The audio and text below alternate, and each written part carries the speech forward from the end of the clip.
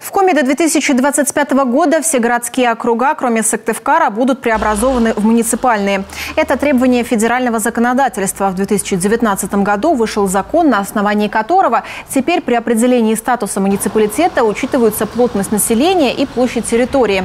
В итоге 5 из 6 городских округов Коми, Воркута, Вуктыл, Инта, Усинск и Ухта не соответствуют этим требованиям. Лишь Сыктывкар подходит под необходимые критерии. Преобразование в рамках муниципальной реформы проходят по всей стране. Парламентарии Коми тесно сотрудничают с другими регионами, изучают их опыт реорганизации. Переименование с городских на муниципальные округа никак не повлияет на жителей. Все функции, полномочия городов и поселений останутся прежними. Это просто преобразование одного, как говорится, слова, которое ни на что не влияет.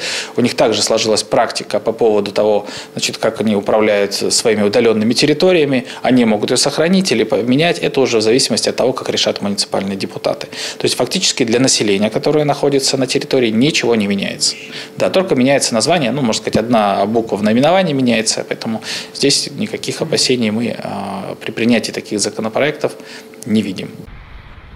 Напомним, статуса городской округ уже лишился Усинск. В декабре прошлого года депутаты Госсовета приняли соответствующий закон.